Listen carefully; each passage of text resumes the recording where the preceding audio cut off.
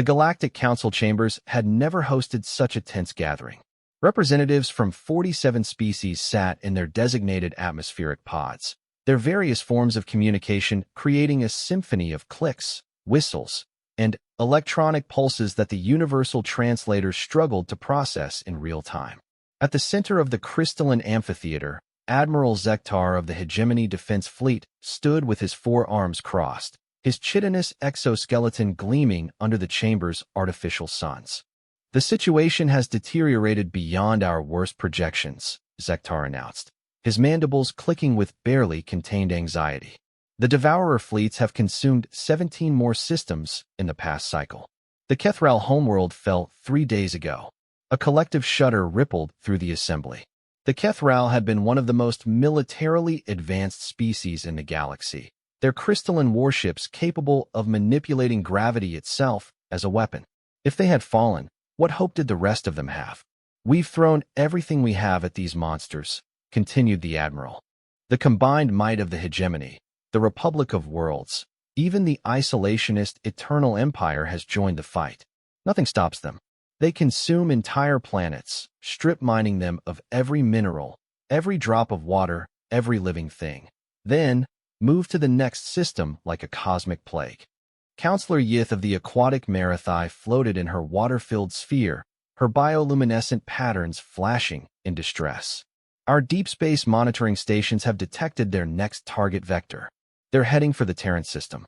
A strange silence fell over the chamber.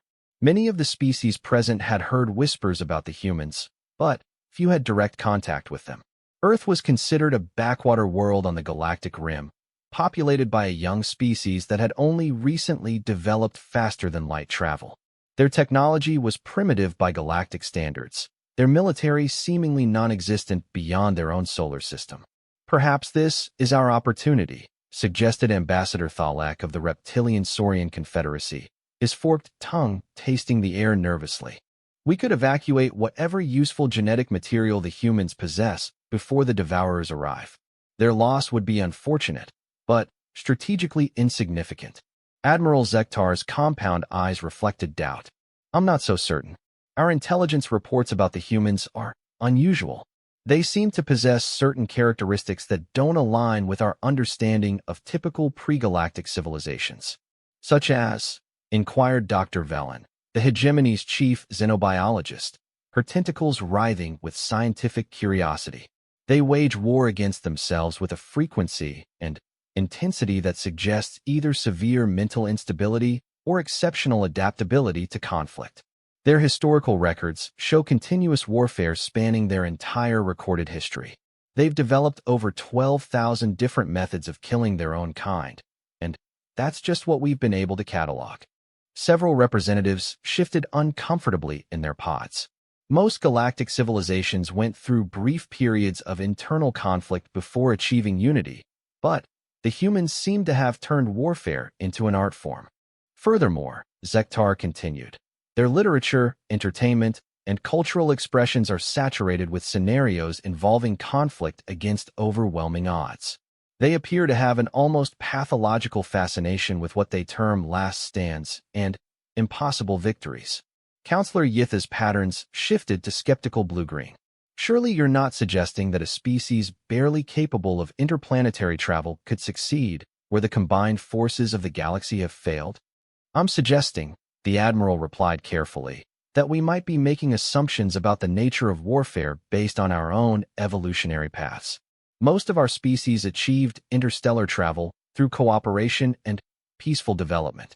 The humans achieved it while simultaneously perfecting increasingly efficient ways to destroy each other." The chamber fell silent as the implications sank in. It was true that most galactic civilizations had transcended large-scale violence before reaching the stars. The very qualities that made them suitable for galactic citizenship, cooperation, rational thinking, aversion to unnecessary risk, might be exactly what made them vulnerable to an enemy like the Devourers. "What are you proposing?" asked Elder Morgesh of the crystalline Veilthra, his voice resonating like struck crystal. "I propose we make contact with the humans, not to evacuate them, but to offer them something unprecedented, full membership in the Galactic Council, complete access to our technology databases, and command authority over combined fleet operations. The suggestion triggered an explosion of protests, alarm calls, and heated debate across the chamber. The idea of giving military command to a species that had never been properly evaluated, never been tested in galactic-scale conflicts, violated every protocol the Council had developed over millennia. "This is madness," declared Senator Coel of the energy beings known as the Luminous. "They're barely evolved beyond tribal warfare. You want to give them control of our most advanced weapons?" "Yes," Zektar said simply, "because everything else has failed. The Devourers have destroyed everything we've thrown at them using conventional tactics. Perhaps it's time to try unconventional ones." Dr. Vellen's tentacles had stopped writhing, a sign she was deep in thought. There is some precedent for this approach. Historical analysis of successful resistance movements often shows that unconventional tactics employed by desperate populations can achieve results that traditional military doctrine cannot. "The humans are certainly desperate," added Navigator Kess of the nomadic Star Wanderers. "Our long-range scouts report they've already detected the Devourer approach. Their response has been interesting. Instead of attempting to flee or seeking immediate outside assistance, they appear to be mobilizing for war." "Mobilizing how?" Zektar asked with sharp interest. "Every manufacturing facility on their planet has been converted to military production. They're not building evacuation ships or defensive platforms. They're building weapons. Lots of weapons. And they're doing it faster than our models predicted was possible for their technology level." The Navigator's words hung in the air like a challenge to everything the Council thought it knew about warfare logistics. Most civilizations took cycles to prepare for major conflicts, carefully weighing resource allocation and strategic necessities. The humans, it seemed, had shifted their entire planetary economy to war production in a matter of weeks. "There's something else," the Navigator continued. "Their communications chatter includes references to something they call total war doctrine. Our linguists are still trying to parse the full implications, but it appears to involve the complete dedication of their species' resources to achieving military objectives, regardless of cost." Elder Morgesh's crystalline form flickered with uncertainty. "That sounds like a path to civilizational suicide. Or civilizational victory," Zektar countered. "The Devourers have never faced an enemy willing to sacrifice everything for victory. Every species they've encountered has tried to preserve something: their culture, their population, their worlds. The humans might be the first to embrace the possibility of mutual destruction as an acceptable outcome." The debate that followed lasted for hours, with representatives citing everything from military doctrine to evolutionary psychology. In the end, it was Counselor Yith who posed the question that cut through all the academic discussion. "What alternatives do we have? The Devourers will be in Terran space within 2 cycles. We can either watch another species die while learning nothing from their destruction, or we can take an unprecedented gamble that might give us insights into defeating our enemy." The vote, when it finally came, was closer than anyone expected. 24 species voted in favor of the human initiative, 21 voted against, and 2 abstained. Admiral Zektar found himself with the authority to make formal contact with Earth's governments and offer them something no species had ever received: immediate elevation to full galactic citizenship in exchange for their willingness to lead the fight against the Devourers. As the Council session ended and representatives returned to their respective ships, Zektar remained in the chamber, staring at the holographic display showing the inexorable advance of the Devourer fleets. In 48 hours, his flagship would enter the Sol system and make an offer that would either save galactic civilization or accelerate its destruction. The human response to that offer would determine the fate of every thinking being in the galaxy. For the first time in his long military career, Admiral Zektar found himself hoping that his species had fundamentally misunderstood what it meant to make war. 3 systems away, Captain Sarah Chun stood on the bridge of the newly commissioned UES Defiance, watching as her ship's weapon systems came online for the first time. The retrofitted cargo vessel wasn't much to look at compared to the sleek warships she'd seen in galactic databases, but it represented something her species had always excelled at: making the best of impossible situations with whatever resources were available. The message from Earth Command had been brief, and direct. Unknown hostile forces were approaching the solar system with the apparent intent of total destruction. Evacuation was not an option. Surrender was not an option.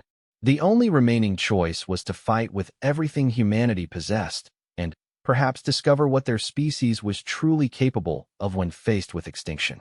Chun smiled grimly as she reviewed the tactical assessments her crew had prepared. The approaching enemy possessed overwhelming technological advantages, numerical superiority, and a track record of never having been defeated. By any rational military analysis, humanity was about to be erased from existence. She found herself oddly comforted by that assessment. Throughout human history, the most legendary victories had come when rational analysis predicted certain defeat. Perhaps it was finally time to show the galaxy what happened when a species evolved to fight impossible wars discovered they were facing the biggest impossible war of all. All stations report ready, Captain, announced her tactical officer. We're prepared to begin patrol operations. Excellent. Take us out, Commander. Let's go introduce ourselves to our new neighbors. As the Defiance departed Earth's orbital shipyards, its hull bore a message in multiple languages that would soon become familiar to every species in the galaxy. Death before dishonor. It was humanity's first official communication to the wider galactic community, and it perfectly summarized their approach to the coming conflict. The war that would reshape the galaxy was about to begin, and for the first time since the Devourers had emerged from the galactic core, their enemies were eager for the battle to start. Admiral Zektar's flagship, the hegemony vessel Eternal Vigilance, dropped out of hyperspace at the edge of the Sol system precisely 47 hours and 32 minutes after the Galactic Council vote. What greeted him defied every expectation he'd formed about human civilization during the journey from Council space. The solar system was alive with activity that shouldn't have been possible. Thousands of ships moved between Earth, its moon, Mars, and the asteroid belt in choreographed patterns that spoke of military precision. Construction platforms orbited every major celestial body, their hulls glowing from the heat of continuous manufacturing operations. Most impossibly, the humans had somehow built a defensive perimeter that stretched from Jupiter's orbit to the inner planets. Analysis report, Zektar ordered, his four eyes tracking the displays that updated faster than he could process the information. Sir, his chief intelligence officer reported, her voice tight with disbelief. They've militarized their entire system in less than 3 cycles. We're detecting over 15,000 armed vessels, ranging from converted civilian ships to purpose-built warcraft. They've turned their asteroid belt into a fortress network, and they're producing new ships at a rate that exceeds our most optimistic projections by a factor of 12. Zektar studied the tactical display with growing amazement. Standard galactic doctrine suggested that a pre-contact civilization would require at least 20 cycles to achieve this level of military mobilization, assuming they had access to advanced technology and unlimited resources. The humans had done it with primitive fusion drives and kinetic weapons, working with materials they'd extracted from their own system. Request permission to approach Earth and establish communications, he ordered. The response came within minutes, delivered in clear, grammatically perfect galactic standard. Admiral Zektar, you are cleared for approach to Earth orbital platform designated New Geneva. Be advised that our defensive systems are automated and will respond to any hostile action without warning. Welcome to Sol System. The casual competence of the message disturbed Zektar more than he cared to admit. Most species required extensive linguistic preparation before achieving fluency in galactic standard. The humans appeared to have mastered it overnight. As the Eternal Vigilance moved toward Earth, Zektar got his first close look at human military engineering. The ships they passed were clearly built for function over form, but they bristled with weapons emplacements and sensor arrays that suggested sophisticated tactical thinking. More concerning was their behavior. The human vessels moved in coordinated formations that kept his flagship constantly under observation while maintaining optimal firing solutions. Sir, his navigation officer reported, we're being scanned continuously by at least 40 different sensor platforms. They're mapping our ship's structure, energy signatures, and weapons systems in real time. Can you determine the purpose of these scans? Based on the patterns, they appear to be developing targeting solutions for our critical systems. It's almost as if they're preparing to disable or destroy us at a moment's notice. Zektar's mandibles clicked with nervous energy. The humans were treating his diplomatic mission like a potential combat situation, which suggested either paranoia or tactical sophistication far beyond what their technology level should have allowed. Earth orbital platform New Geneva turned out to be a massive structure that had clearly been assembled from multiple sources: military components, civilian infrastructure, and what appeared to be hastily modified industrial equipment.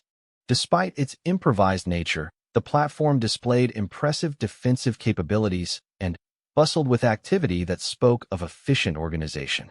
The human delegation that met him in the station's central conference chamber challenged every assumption Zektar had formed about pre-galactic species. Instead of the primitive tribal leaders he'd expected, he found himself facing a group of individuals who radiated competence and barely contained aggression. Admiral Zektar greeted the apparent leader, a middle-aged human female whose uniform bore unfamiliar insignia. "I'm Fleet Admiral Elena Vasquez, Supreme Commander of United Earth Defense Forces. Thank you for coming. We understand you have a proposition for us." Her directness caught him off guard. Most first contact protocols involved extensive ceremonial exchanges and careful diplomatic maneuvering. The humans seemed eager to dispense with formalities and get to business. "Indeed," Zektar replied, settling into the specially configured chair his staff had brought aboard. "The Galactic Council has authorized me to offer your species immediate full membership in our organization, complete access to our technology databases, and command authority over all military operations against the force threatening your system." He expected surprise, gratitude, perhaps some confusion about the unprecedented nature of the offer. Instead, Admiral Vasquez nodded as if she'd been expecting something along these lines. "We're honored by the offer, Admiral. Before we accept, however, we need to understand the full scope of what we're dealing with. Our long-range sensors have detected the approaching fleet, but we lack detailed intelligence about enemy capabilities and tactics." For the next 3 hours, Zektar provided a comprehensive briefing on everything the galaxy knew about the Devourers.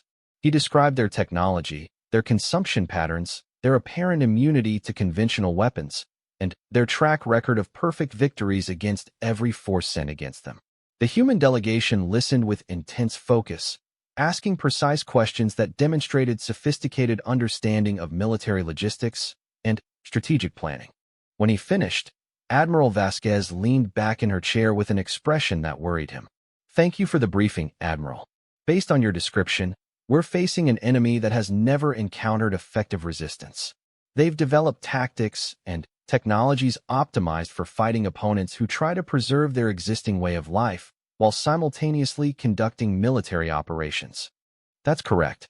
Every species they've faced has attempted to maintain their civilization while defending it, which creates limitations on tactical options and resource allocation," observed General Harrison, the human army representative. "They're used to fighting enemies who need to keep something in reserve, who can't afford total commitment to military objectives." Zektar's compound eyes focused on the general with sharp interest. "What are you suggesting?" "We're suggesting," Admiral Vasquez replied, "that the Devourers have never fought humans before, and humans have some unique characteristics that might prove relevant to this conflict." She activated a holographic display that showed Earth's surface. Instead of the peaceful agricultural and urban landscape Zektar had expected, he saw a planet that had been completely transformed for war production. Every continent blazed with the light of industrial activity. Massive transport networks moved resources and personnel with mechanical efficiency. The entire planet had become a single military-industrial complex. "We've converted 100% of our manufacturing capacity to weapons production," Admiral Vasquez explained. "Every adult human on Earth is directly involved in either military operations or war production. We've suspended all non-essential economic activity, redirected all research and development toward military applications, and implemented resource allocation protocols that prioritize combat effectiveness over individual welfare." The implications hit Zektar like a physical blow. "Your entire civilization has committed to total war. Correct. When we learned about the Devourer threat, our governments held an emergency session. The vote was unanimous. Humanity would either survive as a free species or perish fighting for that freedom. There was no discussion of partial resistance, negotiated surrender, or preservation strategies. We chose total victory or total defeat. Dr. Chun, the human scientist on the delegation, leaned forward with enthusiasm that made Zektar's exoskeleton tingle with unease. Admiral, we've been studying the technological data you provided about Devourer capabilities. Their weapons and defenses are indeed impressive, but they show clear optimization for specific types of combat. They're designed to overwhelm and destroy traditional galactic military doctrine, which means they might be vulnerable to tactics they've never encountered before. Human military history includes extensive development of asymmetric warfare, guerrilla tactics, and what we call total war doctrine. We've fought wars where the objective wasn't just defeating the enemy's military forces, but completely destroying their ability to wage war. General Harrison activated another display showing human military history, centuries of conflict involving increasingly sophisticated strategies for achieving absolute victory against opponents. The tactical innovations displayed represented evolutionary pressures that no galactic species had experienced. Our preliminary analysis suggests that the Devourers rely on psychological warfare as much as technological superiority, Admiral Vasquez continued. They expect their enemies to surrender or break when faced with overwhelming force. They've probably never fought an opponent willing to accept mutual destruction as a victory condition. Zektar felt a chill that had nothing to do with the station's environmental systems. You're prepared to destroy yourselves to stop them? If necessary. But we don't think it will be necessary. The Devourers have grown overconfident from facing opponents who fought to preserve something. We're prepared to sacrifice everything to win, which opens tactical options that have probably never been used against them. The human delegation spent the next hour outlining their strategic assessment with methodical precision that impressed and terrified Zektar in equal measure. They'd analyzed Devourer movement patterns and identified potential weaknesses that galactic military doctrine had overlooked. More importantly, they developed countermeasures that assumed human forces would take casualties that no civilized species would consider acceptable. We accept your offer of galactic membership and technology access, Admiral Vasquez finally announced. In return, we request immediate command authority over all defensive operations. We'll coordinate with your existing forces, but tactical decisions will be made according to human military doctrine. And what exactly does human military doctrine entail? Admiral Vasquez's smile was predatory in a way that made Zektar's evolutionary instincts scream warnings about pack hunters. Whatever it takes to win, Admiral. Whatever it takes. The formal transfer of command authority took place 12 hours later aboard the Combined Fleet flagship, a hastily retrofitted human battleship named Unconquered. Zektar watched as Admiral Vasquez assumed control of military assets representing 47 galactic civilizations with the casual competence of someone accustomed to impossible responsibilities. Her first orders confirmed his growing suspicions about human tactical thinking.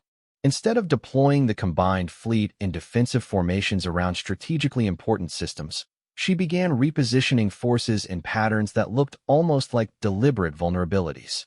When questioned, her response was simple and chilling. The Devourers expect us to defend what we value.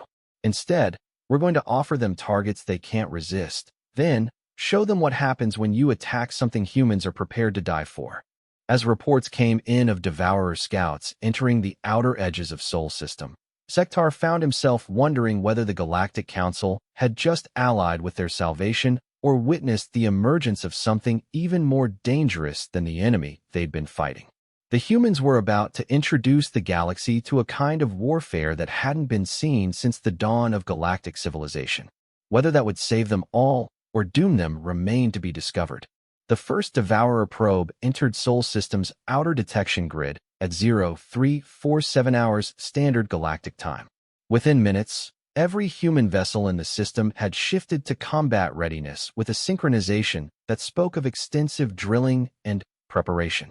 Admiral Zektar, observing from his position aboard the command ship Unconquered, watched the tactical displays with growing fascination as human defensive doctrine revealed itself. Contact bearing 27 Mark 15, approaching Jupiter's orbit, reported Lieutenant Commander Jackson, the human tactical officer. Single vessel, standard devourer configuration, maintaining survey protocols. Admiral Vasquez studied the holographic display with calm intensity that contrasted sharply with the barely controlled panic Zektar had observed in other species when facing their first devourer encounter. Analysis, Commander Chen. Dr. Elena Chun, who had apparently become the primary liaison between human forces and galactic technology, highlighted several aspects of the approaching vessel on the tactical display. Ship mass approximately 12 times our largest battleship. Energy signatures consistent with matter conversion weaponry. Defensive capabilities estimated at 40% above standard hegemony dreadnought specifications. Standard probe behavior? Vasquez asked. According to galactic records, yes. They'll conduct a thorough system survey, assess defensive capabilities, then withdraw to summon the main fleet. Estimated timeline for full invasion force arrival is 8 to 10 cycles. Zektar's mandibles clicked with nervousness. Admiral, traditional protocol is to avoid engagement with scout vessels. Any demonstration of our capabilities will be analyzed and countered by the main fleet. Admiral Vasquez turned to regard him with an expression that sent chills down his exoskeleton. Admiral, with respect, traditional protocols haven't worked against these enemies. We're going to try something different. She activated the fleet communications system, addressing the combined human and galactic forces positioned throughout the system. All units, this is Fleet Command. Implement Protocol Omega-7. Repeat, Protocol Omega-7 is now active. The response was immediate and coordinated in ways that defied Zektar's understanding of military logistics. Across the solar system, human vessels began moving in patterns that looked superficially random but created a three-dimensional web of overlapping fields of fire. More importantly, they were positioning themselves to appear vulnerable while actually creating multiple layers of concealed ambush positions. What is Protocol Omega-7? Zektar asked, though he suspected he might not want to know the answer. Controlled revelation of capabilities, Admiral Vasquez replied. We're going to show the Devourers exactly what they expect to see. A primitive species attempting traditional defensive strategies. They'll analyze our response, categorize us as another standard galactic civilization, and prepare countermeasures based on that assessment. But surely they'll detect your true capabilities during the engagement? General Harrison, who served as ground forces coordinator, smiled with predatory satisfaction. They'll detect the capabilities we allow them to detect. The probe ship will survive this encounter and report back to the main fleet with detailed analysis of our technology and tactics. What they won't realize is that everything they observe will be carefully selected misinformation. The Devourer probe had reached Jupiter's orbital zone and begun its systematic survey of system defenses. Its sensors were clearly sophisticated, mapping human positions and analyzing their weapon signatures with methodical thoroughness. According to galactic intelligence reports, this data would be used to optimize the main fleet's attack strategies. Initiate contact sequence, Admiral Vasquez ordered. This is Admiral Elena Vasquez of the United Earth Defense Forces. Her transmission began, broadcast on standard galactic frequencies. You are entering sovereign human territory. State your intentions and submit to inspection protocols or withdraw immediately. All units, engage Pattern Delta 9.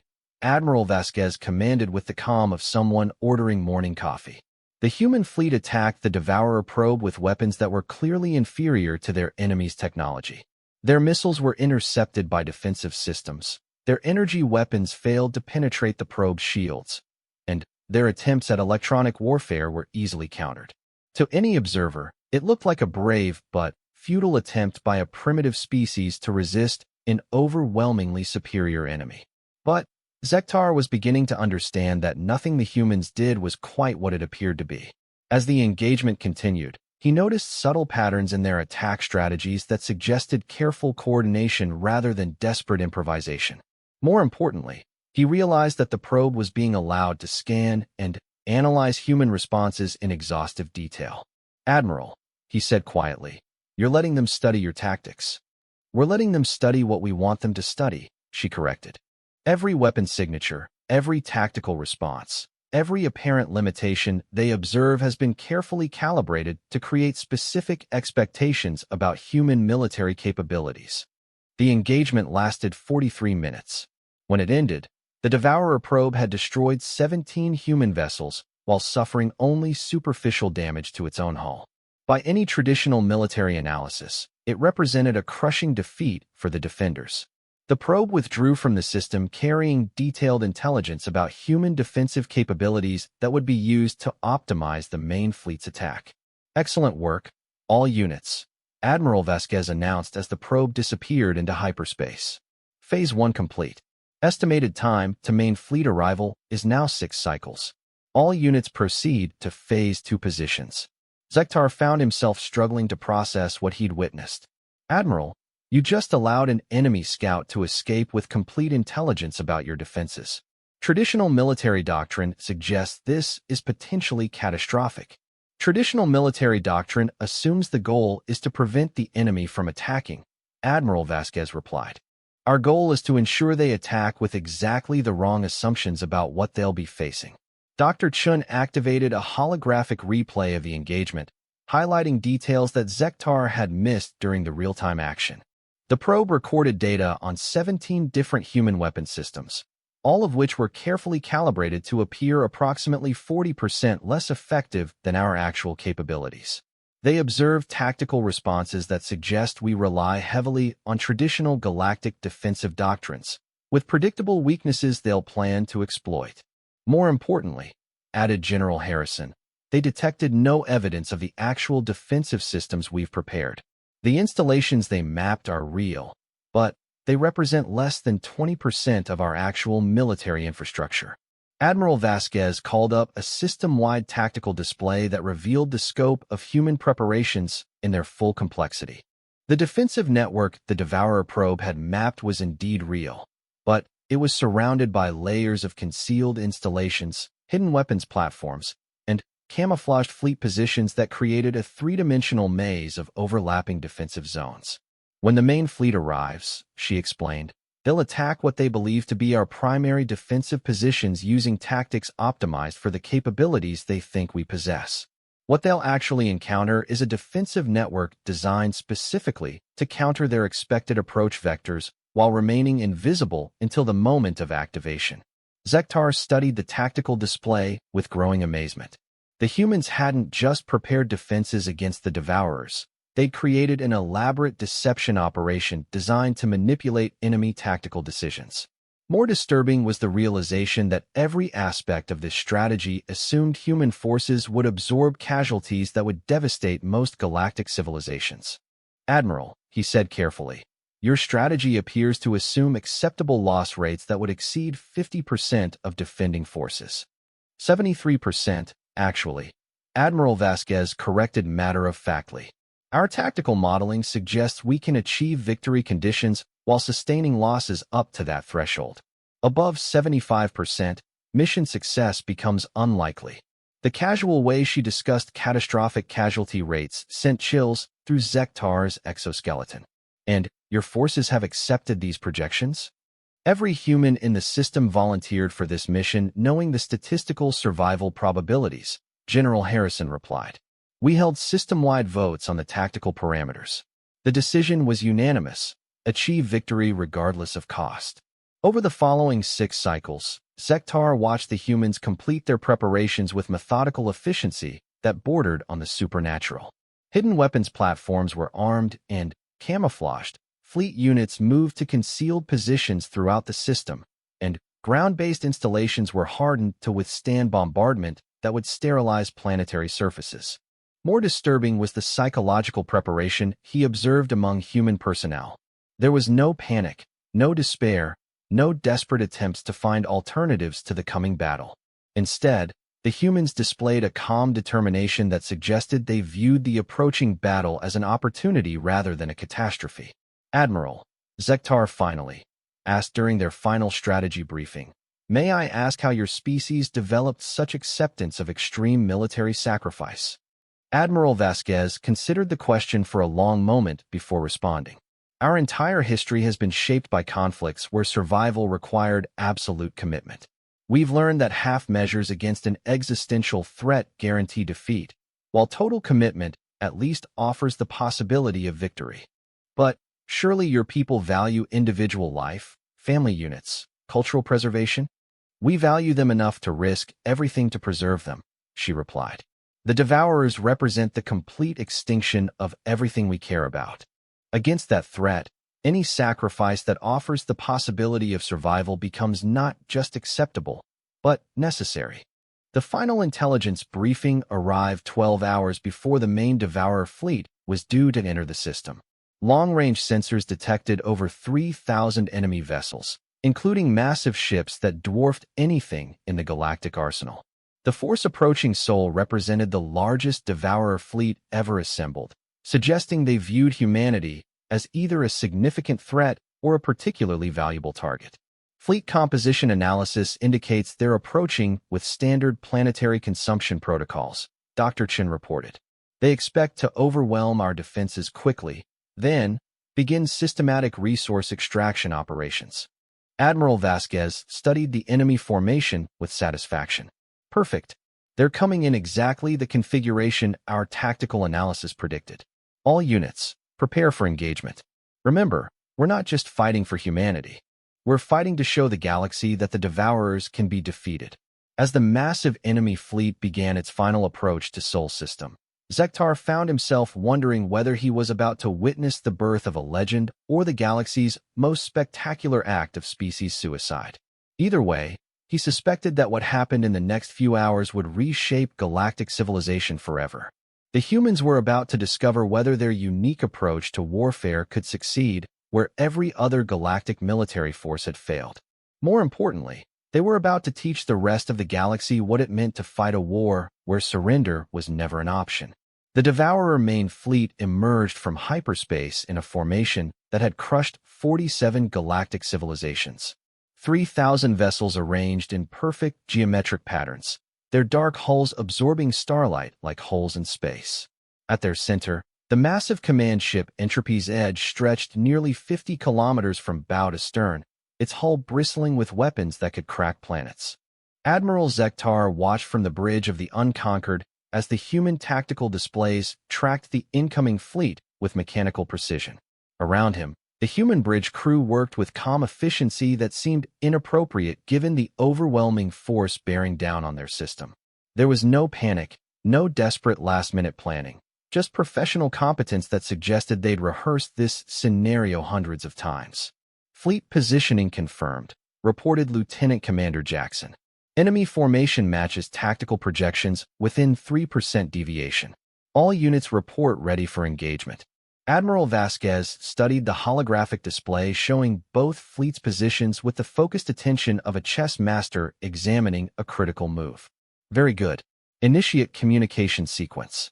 The transmission that went out to the Devourer fleet was simultaneously broadcast across galactic frequencies, ensuring that every major civilization would witness what happened next. Zektar realized this wasn't just a military operation. It was a demonstration intended for an audience that stretched across the galaxy. This is Admiral Elena Vasquez, commanding United Earth Defense Forces and Galactic Alliance Fleet Operations. The message began. You are in violation of sovereign space belonging to member species of the Galactic Council. Withdraw immediately or face the consequences of military action. The Devourer response was as predictable as it was terrifying.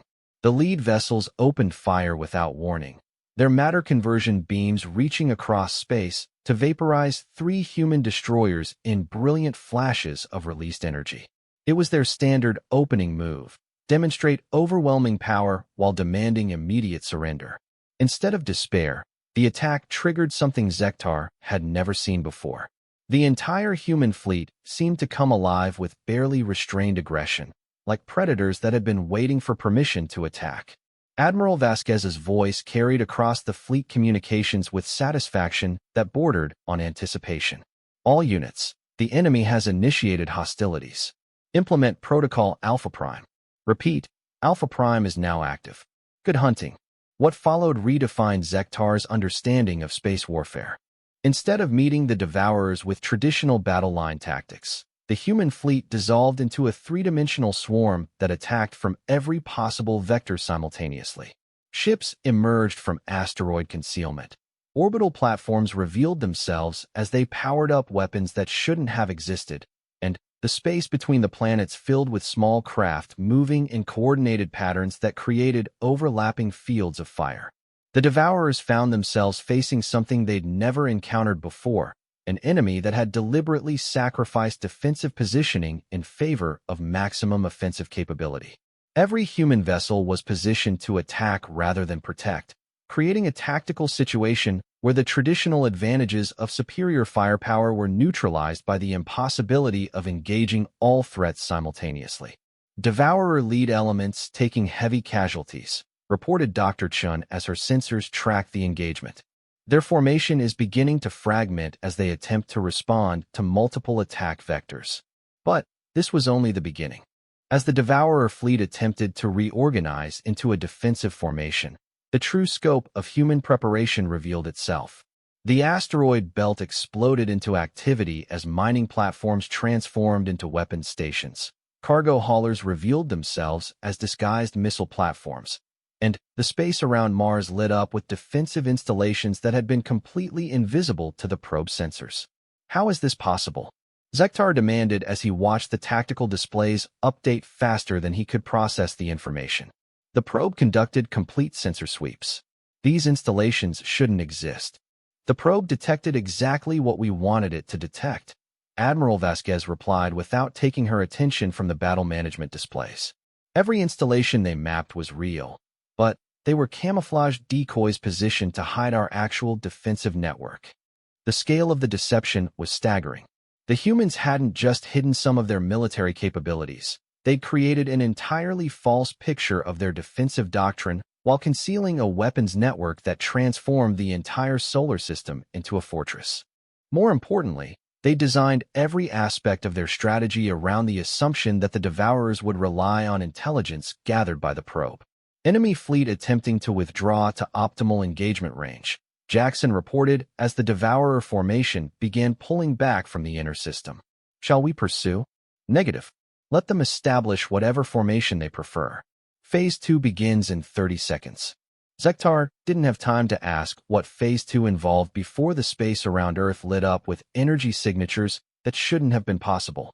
The planet's surface erupted with the light of weapons installations that had been completely hidden until the moment of activation. Massive orbital platforms materialized as their stealth systems shut down, revealing that Earth itself had been transformed into a weapons platform of unimaginable scope. But the true shock came when the moon began to move.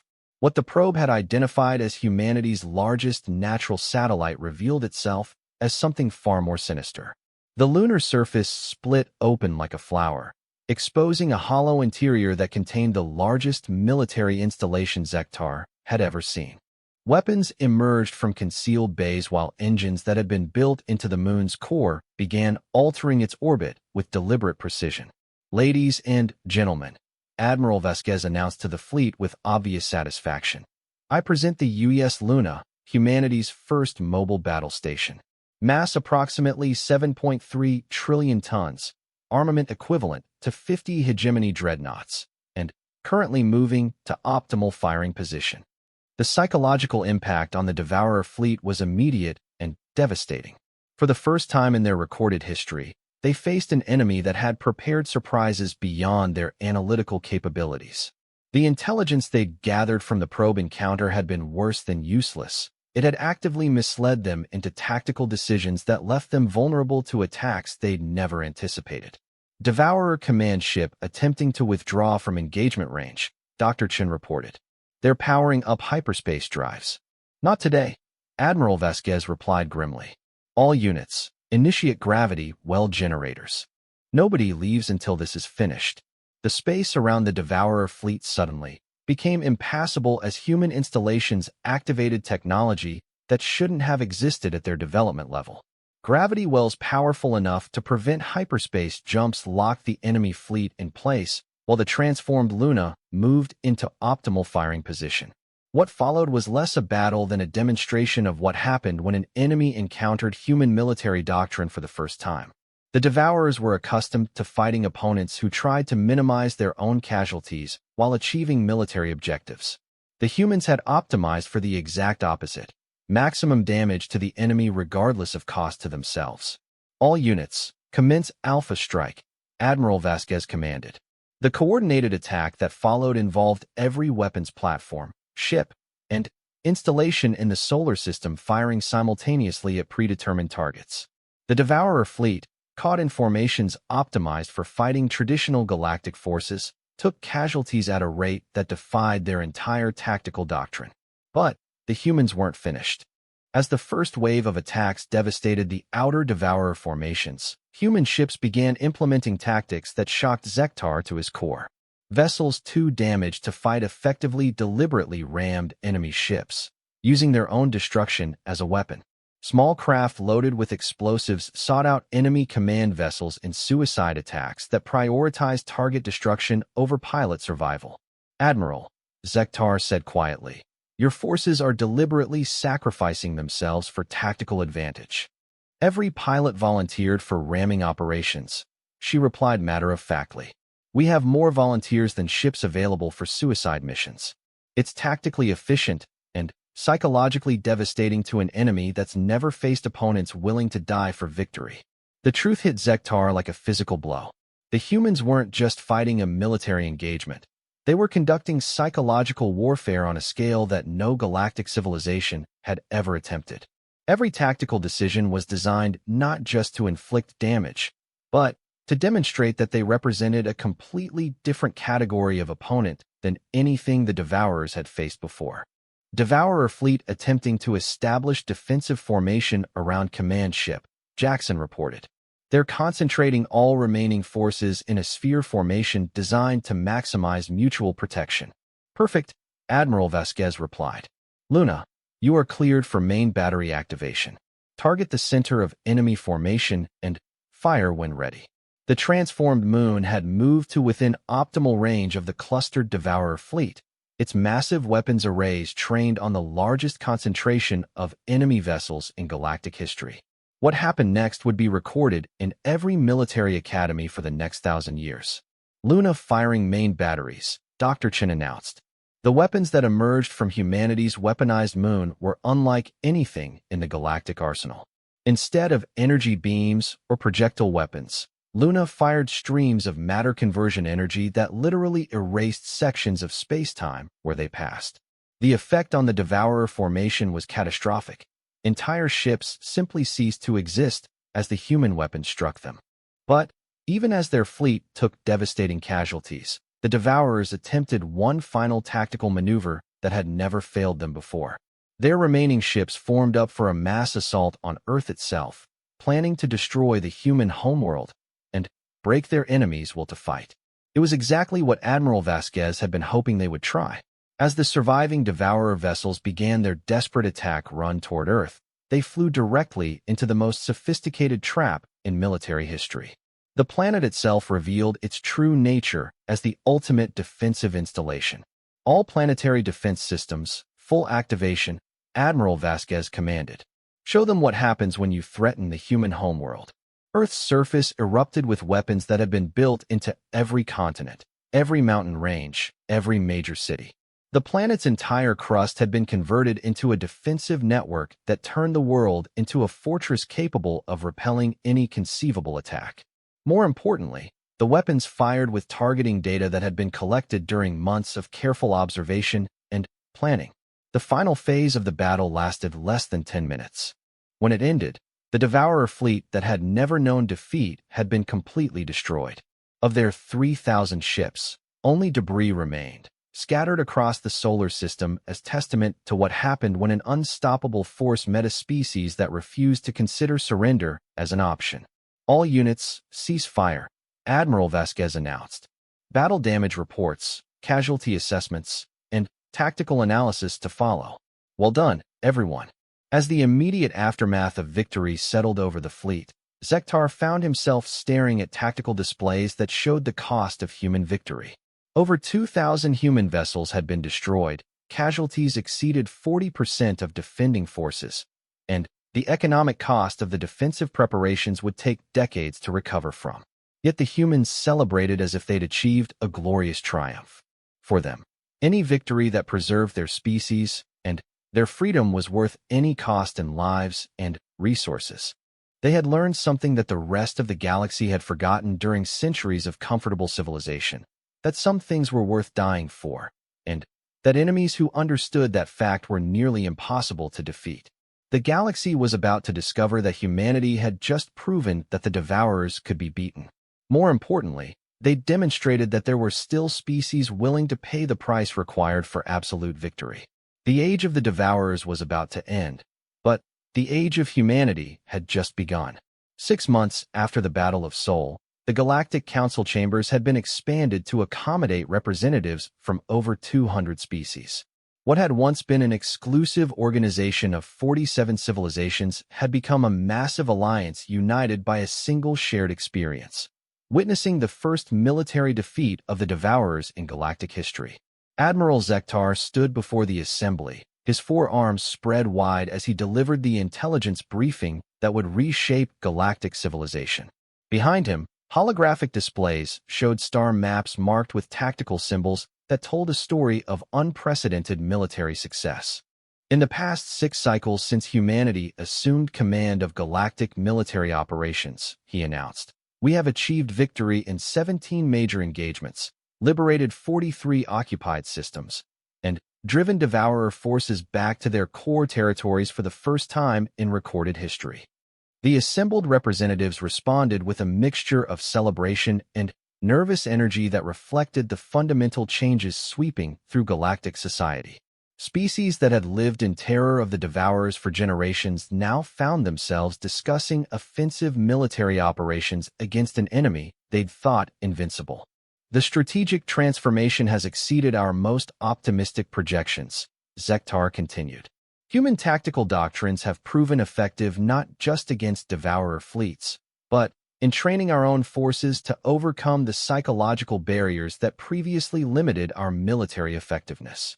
In the months following the Battle of Sol, Admiral Vasquez had worked systematically to restructure galactic military doctrine around principles that challenged every assumption about civilized warfare. Her approach was simple, direct, and terrifying in its effectiveness. Teach every species in the alliance that victory required absolute commitment to military objectives, regardless of cost. The fundamental change, Dr. Velen reported from her position as the alliance's chief strategic analyst, has been psychological rather than technological. Human integration has taught our forces that acceptable casualty rates are far higher than we previously believed, and that enemy forces can be defeated through tactical approaches we considered too extreme for civilized application. The truth was more complex than the official report suggested. Humanity hadn't just demonstrated new tactical doctrines. They'd forced every galactic civilization to confront uncomfortable questions about the relationship between military effectiveness and willingness to accept sacrifice. Species that had spent centuries avoiding conflicts that might result in significant casualties suddenly found themselves embracing tactical doctrines that assumed substantial losses in exchange for strategic advantages. Admiral Vasquez, Counselor Yith addressed the human commander who had become the de facto military leader of galactic civilization.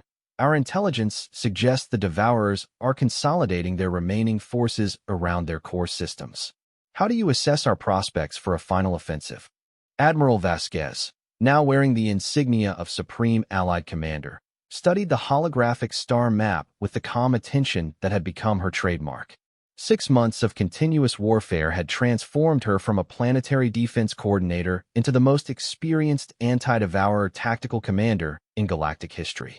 The enemy has withdrawn to 17 core systems arranged in a defensive sphere around what our intelligence suggests is their primary industrial base, she replied. They've had time to prepare fixed defenses and concentrate their remaining fleet assets. From a tactical perspective, attacking these positions represents the most challenging military operation in galactic history. And from a strategic perspective, asked Elder Morgesh. From a strategic perspective, we have no choice. The Devourers are using their withdrawal time to rebuild their fleet strength and develop countermeasures for human tactical doctrines. Every cycle we delay gives them additional opportunities to adapt to our approaches. We need to finish this war while we still maintain tactical advantages. The debate that followed reflected the fundamental tension that had emerged within galactic civilization since humanity joined the Alliance. On one side stood species that had embraced human military doctrine and accepted that victory required unprecedented levels of sacrifice. On the other were civilizations that worried about the long-term costs of adopting human approaches to warfare. The casualty projections for a full offensive against Devourer core systems are unprecedented, Senator Coel pointed out. Our analysis suggests acceptable losses could reach 70% of attacking forces. Even with victory, such casualties would devastate galactic civilization for generations. And defeat would eliminate galactic civilization entirely, Admiral Vasquez countered. The Devourers aren't seeking conquest or negotiated settlement. They want the complete consumption of every resource in the galaxy, including every thinking being we represent. Against an enemy seeking total victory, half measures guarantee total defeat. The fundamental question that had shaped every major decision since the Battle of Sol hung in the air between them. Were the galactic civilizations willing to embrace the human approach to warfare? Total commitment to victory regardless of cost? Or would they attempt to find some middle ground that preserved their existing way of life while somehow achieving military success? I'd like to offer a different perspective, announced Captain Sarah Chun, who had been promoted to head of human strategic planning after distinguishing herself in multiple engagements against Devourer forces. Our tactical analysis suggests that the enemy's concentration in core systems actually creates an opportunity for a decisive victory that could minimize long-term casualties. She activated a holographic display showing the Devourer defensive positions with annotations that highlighted patterns invisible to conventional analysis. The enemy has positioned their forces according to traditional defensive doctrine, maximum protection for critical assets through concentrated firepower and overlapping defensive zones. It's exactly the approach we would expect from a species accustomed to fighting opponents who try to minimize their own losses. Which means, Zektar asked, though he suspected he already knew the answer. Which means they're vulnerable to tactics they've never encountered before. We're proposing Operation Prometheus, a coordinated assault designed to achieve complete victory through simultaneous attacks on all 17 core systems. The strategic audacity of the proposal silenced the chamber. Conventional military doctrine suggested that attacking heavily fortified positions required overwhelming superiority in forces and firepower. Operation Prometheus assumed exactly the opposite, that concentrated enemy defenses could be overcome through tactics that accepted catastrophic casualties in exchange for strategic shock. The plan assumes attack fleets that are outnumbered by approximately 3-1 at each target system, Captain Chen continued. Conventional analysis would suggest this guarantees failure.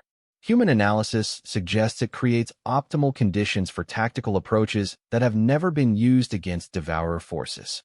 Admiral Vasquez activated additional tactical displays that showed the true scope of what humanity was proposing. Each attack fleet will be optimized for maximum damage rather than survival. Every ship, every weapon, every strategic asset will be positioned to inflict the greatest possible casualties on enemy forces, regardless of the cost to attacking units. You're proposing 17 simultaneous suicide missions, Elder Morgesh observed.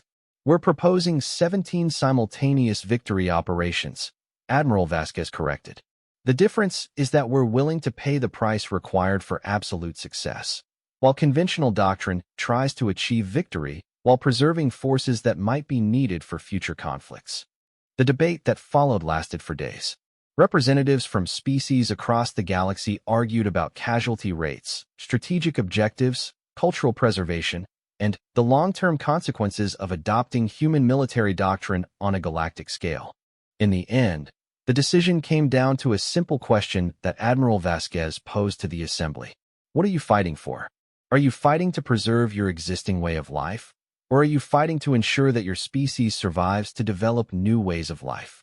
Because you can't do both against an enemy seeking your complete extinction. The vote, when it finally came, was closer than anyone had expected. 107 civilizations voted to authorize Operation Prometheus. 93 voted against. 23 abstained. It was sufficient authorization for the largest military operation in galactic history, but the division revealed fundamental differences in how various species approach the concept of acceptable sacrifice. Operation Prometheus will commence in 30 cycles, Admiral Vasquez announced after the vote was certified. All participating species will contribute forces according to established protocols. Fleet coordination and tactical command will remain under human authority.